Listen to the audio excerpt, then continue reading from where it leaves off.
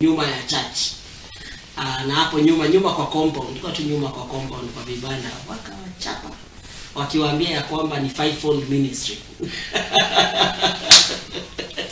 Ni inawasafu. So wale wanakuja kusema watu si wazuri wametupiga, lakini of course walikuwa wamehudumiwa. Anyway, we are not saying that is the way, but what we are saying is that you have to get to that place. Yeah, sometimes it builds you, it makes you strong. Those challenges that you are going through, they make you strong. You are able to stand up for yourself, of course, in a way that is going to help people also, because the moment people realize that, you know, you cannot say anything, they end up taking advantage more and more, unfortunately. And that is the kind of a world we are living in. And you have another amazing book that it is good for us to connect with this. But before that, we are going to go for just some 5 minutes break, and then we'll come back and interact with the issue of our society, our sick society, bullying, and even killing, and all manner of things that are happening. And they are not compromising their faith, regardless of the challenges and issues they are going through. And therefore, you are out there and you find yourself, maybe you're struggling, you are battling, and you're thinking, maybe I'm the only one, like Elijah, who thought, you know, I'm the only one among the prophets who's remaining. I can tell you, you are not the only one. God has great remnants. People who have decided not to bow down to Baal and to the idols that people are worshiping in our society. And that excites my spirit to know that we have people who have stood firm. And therefore, we are going to go for a short break.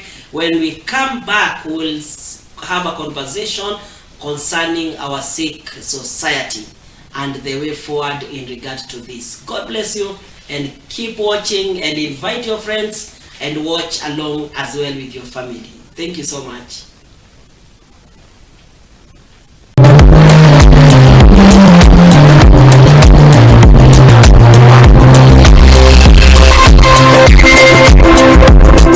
M.O.P TV, addicted to Jesus.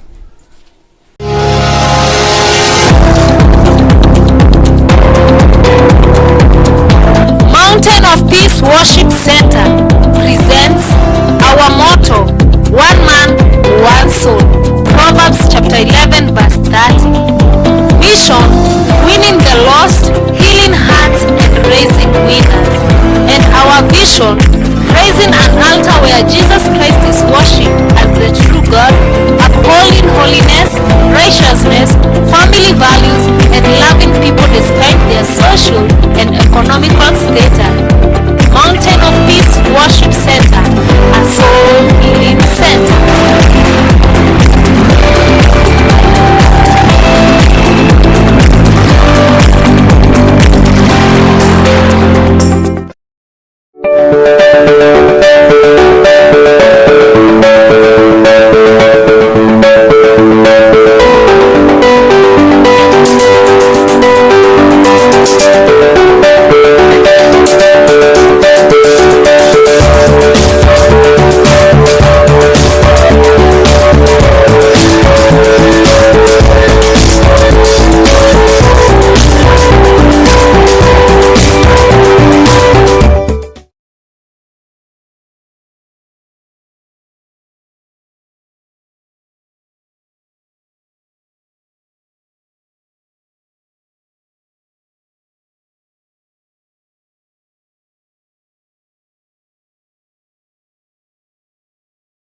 Tena. Karo, we are talking about yes, what is happening? How have you analyzed our society? What is this sickness of our society in these various aspects? You know, from families, according to you, and especially as a young person, how are you analyzing what's happening? Okay, when it comes to families, yeah, you can identify many crime rates. Like you find maybe kama ni pastor anaweza nifanyia hivyo, not even pastor anaweza pata labda ni fellow believer. Yeah. As if it's a fellow believer can do that to me, and I do what now that is another sickness that you're seeing. Not only that, there is a lot of wickedness in church, but I can say what I can conclude about church is that church is not is not like a best place somebody can think of. Church is whereby every vessel go there just to get healed. But that is a sickness. We are talking about sickness. That is a sickness I've identified in churches. And sickness I've identified in the neighborhoods is things like neighborhoods, you find rape cases, you find theft cases. Yani tu mtu ajali na mtu mwingine anaweza kudunga tu kisu bora kuibia kasimu ama pesa. Yani those are things that are happening. I have witnessed this story. No story, it's something really experienced of some young people who attacked an old man.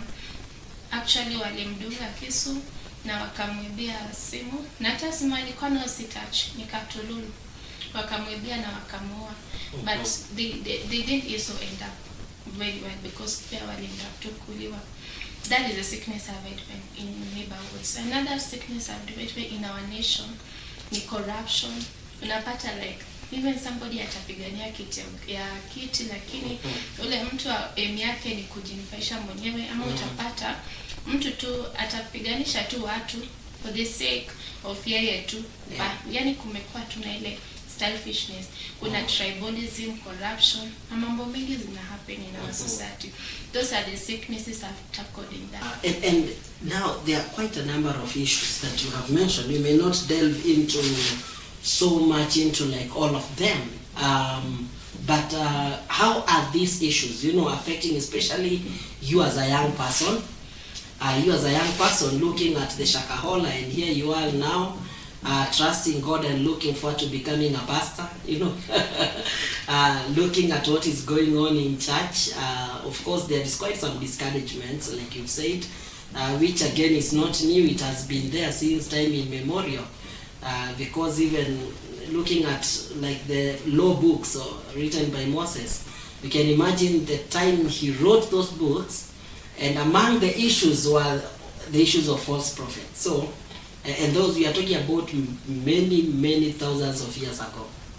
And so these are some of these actually they are not really new issues. But let us begin from the issues. Like Shakahola, and you trusting God and looking forward to becoming a pastor, and you're a young person with evangelism and discipleship.